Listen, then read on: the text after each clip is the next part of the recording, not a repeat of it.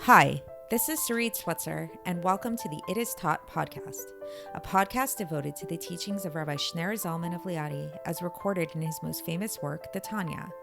My hope for this show is to make these teachings accessible and relatable to the average person, regardless of prior Jewish education or affiliation.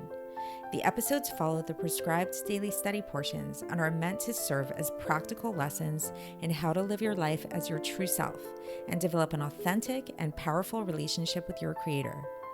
I have personally experienced the effects the study of this work has had on me, and I'm excited to share what I can of this knowledge with you. So please join me on this journey of learning, self-growth, and connection with your source.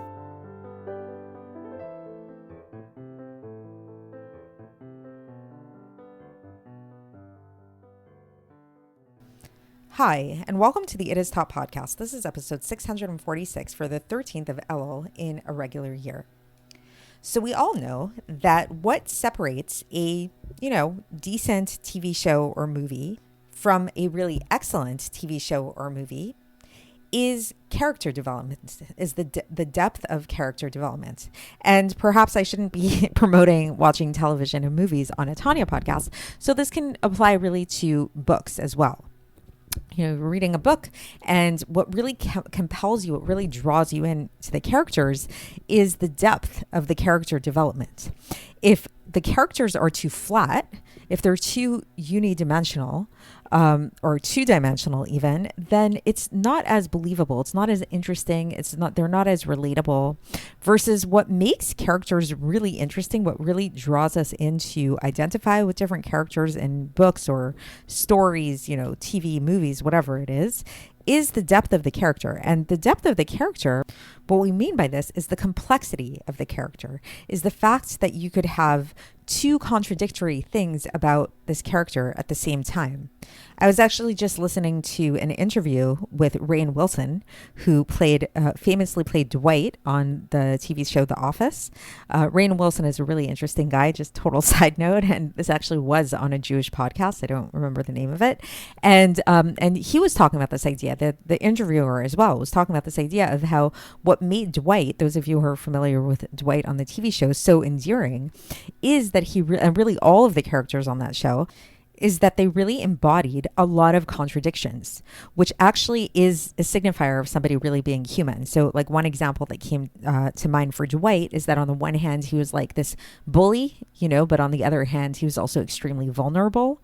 On the one hand, he was like this Amish farmer and like very into his farming and stuff like that. On the other hand, he was really into sales and trying to be the best salesperson. On the one hand, he was extremely stubborn and kind of like a know-it-all. On the other hand, he was extremely naive, and he fell for Jim's pranks all the time. So this is just like a silly kind of example to illustrate the idea that what makes people is their complexity. What makes us human is our complexity. The fact that we do have these different contradictions inside of us. We're not one-dimensional, two-dimensional, we're multi-dimensional. And this is something that we started talking about yesterday in yesterday's episode, when we were talking about the different personality types, Myers-Briggs, the Enneagram, how the Enneagram, you have your number, but you also have your wing, which can often be a contradiction. In Myers-Briggs, there's the functions, which often, again, kind of seem contradictory to the core of who the person is. So this is what makes people interesting. In a deeper spiritual sense, what we started talking about yesterday in terms of these different types of people is these two soul roots, those souls that stem from chesed, from like a kindness, overflowing kind of extroverted kind of energy, giving kind of energy versus those souls that come from Gevurah, which is more of this like restrictive, restrained, introverted kind of energy. And what we're going to talk about today is we're going to deepen this discussion with this idea of complexity in mind and talk about how, while yes, it's true that everybody does have kind of like a core soul root from which they come from, on the other hand, it's actually important for us to cultivate both of these character traits within ourselves. A person should not just be this like one unidimensional person, like total chesed all the time, total gvurah all the time. There's a place for both in everybody. And not only is there a place for both and everybody, but just like lahavdil, when it comes to other kind of more superficial personality types, people do actually have different contradictory aspects within themselves. So too, when it comes to these two aspects of Chesed and Gevurah, do we all actually have these two aspects within ourselves? There's nobody that's pure Chesed. There's nobody that's pure Gevurah. And the Alter Rebbe is going to give a few examples to illustrate this. One of the most notable examples is when it comes to Beis Hillel, the famous Beis Hillel and Beis Shammai in the Gemara, who usually really disagree on pretty much everything, where Beis Hillel tends to be on the side of Chesed, where they tend to be a lot more lenient when it comes to a lot of matters in halacha, versus Beit Shammai tends to be from the side of Gevurah and tends to be a lot stricter about a lot of things. Nevertheless, we find that in certain instances, as the Alter Rebbe will explain, there are times when Beis Hillel is actually the more strict one and Beis Shammai is actually the more lenient one. We also see this when it comes to Avraham Avinu. Avraham Avinu, he was all about Chesed. He was like the archetype of Chesed in a lot of ways. But yet, what is it that we remember about Avraham Avinu? The most famous thing that all of us, that most famous event of his life, one could argue, is Akedas Yitzchak, when he went and he brought up his son Yitzchak to be sacrificed on the altar, which is not a very Chesed type of thing to do. In fact, one could say that's actually a very Gevurah type of thing to do, both in the action itself and also in restraining, imagine the amount of self-containment and self-control he had to have in order to do that, to take his beloved son and bring him up on the altar in order to be sacrificed. So what these examples come to illustrate to us is really, again, the complexity of human beings and how we all have these two aspects within ourselves, Chesed or Gevurah. And as the Alter Rebbe will explain, the only difference between people is what is more latent and what is more overt. So for Avraham, for example, then the midah of Chesed is more overt versus his midah of Gevurah. Yes, it's there, but it's more latent. Versus for Yitzchak, who was his son, he actually had he's considered to be the archetype of Gevurah, and his power of Gevurah was thus more revealed within him, versus his attribute of Chesed was more latent within him.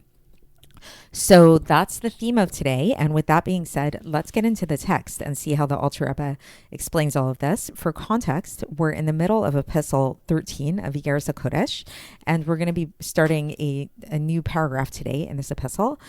So here we go. So the Alter Rebbe begins, and he says that every single Jewish person should be made up of these two things. And there's no thing that does not have a place. That's a citation from Pirkei Avos, En lecha davar she'en lo makom, Pirkei Avos chapter 4, verse 3. So meaning there's a time and place for everything. And we see, actually, that this is why, when we look at the teachings of the two very famous Torah scholars, there were Shammai and Hillel, and they both had houses of study, and each one was known for something else. So we see, Shammai was known to be very stringent, and Hillel was known to be very lenient. But yet, we do find that there are times when Beit Shammai is lenient, and Beit Hillel is stringent. And this is in order to teach us that even though Beit Shammai, their source of their souls, definitely came from the supernal left side, and thus their whole way their orientation was towards being machmir, towards being more stringent, always when it came to the forbidden things of the Torah. And Beis Hillel, who they came from the supernal right side, they would be more lenient. They would look at the positive side, to be more lenient about these things, to allow things that Beit Shammai didn't allow. And the Alter Rebbe says that the reason that they would do this is that they wanted these things to be released, those things that were forbidden to be released, so that they could be elevated above. So we spoke about this idea of the release and the bound and all that in the earlier section of Tanya, in the first part of Tanya, which basically, if we look at the two words mutar and asur, then asur comes from the root of being bound, and the word mutar means to be released. So it's literally by making things allowed, this was basically allowing these otherwise bound forces to be released on high. However, nevertheless, even though this was their core root of their soul, that Beit Shammai came from the left side, the side of Gevurah, Beit Hillel came from the right side, the side of Chesed, we do find that there were times that Beit Shammai would be lenient due to the fact that their soul also had within it a little aspect of the right side. So this is what we started talking about in the introduction, right? That how everybody, there's the overt, what you see, and then there's the behind the scenes, what's going on. And so also, same thing, we see that the Beis Hillel also had the left side contained within it. As it's known, when we look at the different attributes above and the holy attributes above, that there's no, this is a citation from the Zohar, there's no cleavage or division there, God forbid. So meaning that even that this is a reflection within God, that within God, there's no like Chesed, Gevurah. I mean, like there is, we talk about that in a certain way, but all of the midos are actually made up one with the other because there's no real division. And that's why we know that actually like ultimately, they're actually unified with one another, as is known to the students of Kabbalah. So as it is written with Avraham, so we see, again, this idea of Avram. So Avraham is the whole idea of chesed, right? And love. And then we see that in Bereshit chapter 22, verse 12, where with the story of Iggeres Yitzchak, it says, "Ata yadati ki yireh Elokim ata." Now I know that you stand in awe of God. So basically, so Avraham, everybody knew, it was apparent that he was a man of chesed, that his whole thing was about chesed. How did this inner aspect of Gevurah become manifest, which is all about fear of God? It was through this, the Akedat Yitzchak, through the bounding of Yitzchak. So this whole thing that he bound Yitzchak, his son, and took a knife to slaughter his son. He didn't eventually have to go through with it or whatever. But through this, he was actually, Avraham was being vested in the attribute of Gevurah. Even though, again, he's overtly chesed, but he was being vested in the attribute of Gevurah. So the Alter Rebbe says, okay, so why is this? We do see this distinction. So in Yeshayahu chapter 41, verse 8, it says, it refers to Avraham as Avraham Ohavai, Avraham, my beloved. And then we see about Yitzchak in Bereshit chapter 31, verse 42, Pachad Yitzchak, the fear of Yitzchak. So we do see that Avraham is associated with love and Yitzchak is associated with fear. And so the Alter Rebbe says that the difference between these two things is only by way of revelation and concealment.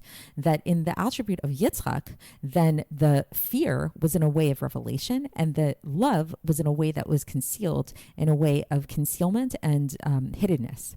And the opposite is true when it comes to Avraham, may peace be upon him, alav shalom, that the revealed aspect for him was chesed versus the more latent aspect was that of Gevurah. So that's the end of the section for today, and we'll continue along these lines tomorrow when we bring this whole discussion together and we really focus on the midah of chesed and how this midah of chesed is actually latent within all of us, within all Jews, and how to tap into this. So stay tuned for that, and I'll speak to you then. Thanks for listening to the It Is Taught podcast, hosted by Sarit Switzer.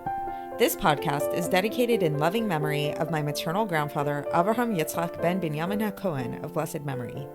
Music by Shoshana. If you enjoyed this episode and would like to support the show, please share it with others and subscribe on YouTube, Apple iTunes, Spotify, or wherever you listen to podcasts. And make sure to leave us a 5-star review. To find out more about the It Is Taught project, including more information on my soon-to-be published book, please visit our website, itistaught.com. To catch the latest from me, follow me on Facebook, Instagram, and Twitter. Looking forward to speaking with you tomorrow, and until then, have a great day.